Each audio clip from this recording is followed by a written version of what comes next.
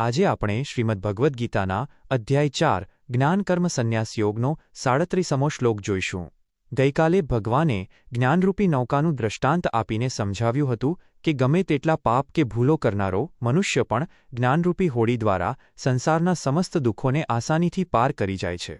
આજે ભગવાન જ્ઞાનનો બીજો અદ્ભુત મહિમા બતાવતા જ્ઞાનાગ્નિ, જ્ઞાનરૂપી અગ્નિનું પ્રચંડ દૃષ્ટાંત આપે છે. નમસ્કાર મિત્રો, ડિજિટલ કી શ્રેણીમાં આપનું સ્વાગત છે.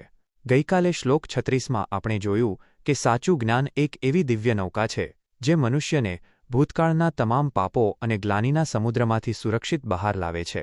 આજે આપણે જોઈશું અધ્યાય 4 શ્લોક 37, જેમાં ભગવાન શ્રીકૃષ્ણ જ્ઞાનને અગ્નિ સાથે સરખાવે છે. ભગવાન કહે છે કે જેમ ધકધકતો પ્રજ્વલિત અગ્નિ લાકડાના મોટા મોટા ઈંધણને ભસ્મ કરી નાખે છે, તેમ પવિત્ર જ્ઞાનરૂપી અગ્નિ સમસ્ત કર્મોના બંધનોને બાળીને રાખ ભસ્મ કરી દે છે. 1. સંપૂર્ણ સંસ્કૃત શ્લોક. યથૈધાંસી સમિદ્ધોડગ્નિર્ભસ્મસાત કુરુતેડર્જુન જ્ઞાનાગ્નિઃ સર્વકર્માણિ ભસ્મસાત કુરુતે તથા 37. 2. સરળ ગુજરાતી અર્થ.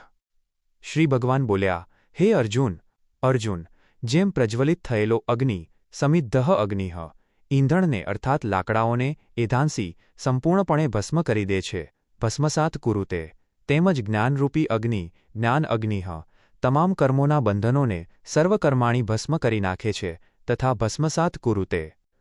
3 અને 4 પ્રશ્નો અને તેના ઉત્તરો. 1.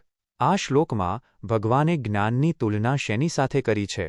જવાબ: સમિદ્ધ અગ્નિઃ ખૂબ સારી રીતે પ્રજ્વલિત થયેલા અગ્નિ સાથે. 2. એધાંસી શબ્દનો સંસ્કૃતમાં અર્થ શો થાય?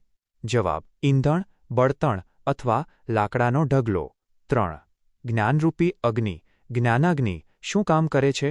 જવાબ: સર્વકર્માણી ભસ્મસાત કુરુતે, તે સંચિત, પ્રારબ્ધ અને ક્રિયમાણ એવા તમામ શુભ અશુભ કર્મોની વાસનાઓને ભસ્મીભૂત કરી દે છે. 4. અગ્નિ અને જ્ઞાન વચ્ચે કઈ સમાનતા દર્શાવી છે? જવાબ: જેમ અગ્નિ લાકડાના અસ્તિત્વને મિટાવીને તેને રાખ બનાવી દે છે, તેમ જ્ઞાન મનુષ્યના અહંકાર અને કર્તાભાવને બાળીને મુક્ત કરે છે. 5. ભસ્મસાતનો અર્થ શો થાય? જવાબ: બળીને રાખ થઈ જવું, જેથી તેમાંથી ફરી ક્યારેય વૃક્ષ કે અંકુર ઉગી ન શકે. 6. આ શ્લોક મુજબ મનુષ્યને કર્મના બંધનમાંથી મુક્તિ કેવી રીતે મળે છે? જવાબ: જ્યારે મનુષ્યને આત્મા અકર્તા છે તેવું તત્વજ્ઞાન થાય છે, ત્યારે કર્મોનો નવો હિસાબ બનતો બંધ થઈ જાય છે. 7. શું જ્ઞાનાગ્નિથી વર્તમાન સમયના શારીરિક કર્મો થવાના બંધ થઈ જાય છે? જવાબ: ના, શરીર તો પોતાના કર્તવ્ય બજાવે છે, પણ મન અંદરથી નિષ્કામ રહેવાથી તે કર્મોનું નકારાત્મક ફળ ભોગવવું પડતું નથી. 8. આ શ્લોક કયા પ્રકારના યોગનું સમર્થન કરે છે? જવાબ: આ શ્લોક જ્ઞાનયોગની પરંપરાકાષ્ઠા અને અદ્વૈત વિજ્ઞાન દર્શાવે છે. 9. આજના વ્યવહારિક જીવનમાં જ્ઞાનાગ્નિનો અર્થ શો ગણવો? જવાબ: વિવેક બુદ્ધિ, સત્યનો આગ્રહ અને પોતાના અહંકાર તથા ક્રોધને જ્ઞાન દ્વારા શાંત કરવા. 10. આ શ્લોક કયા અધ્યાયનો છે? જવાબ: ચોથા અધ્યાયનો 37મો શ્લોક. 5. જીવનનો ઉદ્દેશ. 1. નકારાત્મક વાસનાઓ અને ટેવોનો નાશ, burning bad habits and negativity. ભગવાન જ્ઞાનને અગ્નિ કહ્યો છે. જીવનનો એક મોટો ઉદ્દેશ આપણી અંદર રહેલી આળસ, ક્રોધ, સંશય અને અહંકારરૂપી ઈંધણને જ્ઞાનાગ્નિમાં બાળવાનો છે. જ્યારે મનુષ્ય પોતાની ભૂલોને ઓળખીને સત્યના પ્રકાશમાં તેને સુધારે છે, ત્યારે જૂની ખરાબ ટેવો આપોઆપ ભસ્મ થઈ જાય છે અને નવું તેજસ્વી વ્યક્તિત્વ બહાર આવે છે. 2. તણાવમુક્ત અને અહંકારમુક્ત કાર્યશૈલી, egoless and stress free professional life. સર્વકર્માણી ભસ્મસાત કુરુતે. એક પ્રોફેશનલ, વાયરમેન કે ક્રિએટર તરીકે આપણો જીવન ઉદ્દેશ આપણા કામનો અહંકાર, ઈગો બાળવાનો છે. જ્યારે આપણે માનવા લાગીએ છીએ કે બધું મેં જ કર્યું છે, ત્યારે ટેન્શન અને ડર જન્મે છે. પણ જ્યારે આપણે માનીએ છીએ કે હું તો માત્ર ઈશ્વરનું નિમિત્ત સાધન છું, ત્યારે કામનો બધો ભાર ભસ્મ થઈ જાય છે અને કાર્યમાં અદ્ભુત સચોટતા આવે છે. 3.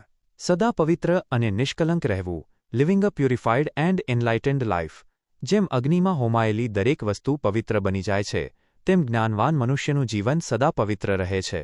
આપણો સર્વોચ્ચ જીવન ઉદ્દેશ ક્ષણિક લાભ કે લાલચો પાછળ દોડવાને બદલે સત્ય અને નૈતિકતાના અગ્નિમાં પોતાની જાતને તપાવીને કુંદન, સોનું બનવાનો છે. આ દિવ્ય શુદ્ધિ જ જીવનની સાચી ડિજિટલ કી છે. નિષ્કર્ષ. ટૂંકમાં 1.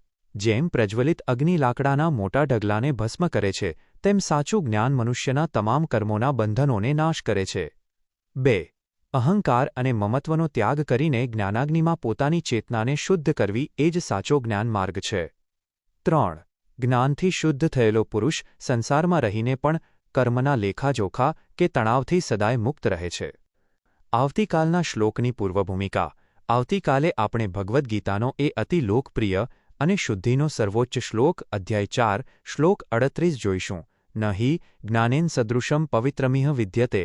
જેમાં ભગવાન ઘોષણા કરશે કે આ સંસારમાં જ્ઞાન સમાન પવિત્ર કરનારું બીજું કશું જ નથી, અને જે સાધક યોગ દ્વારા સિદ્ધ થાય છે તે આ જ્ઞાનને સમય જતાં આપોઆપ પોતાના આત્મામાં અનુભવે છે.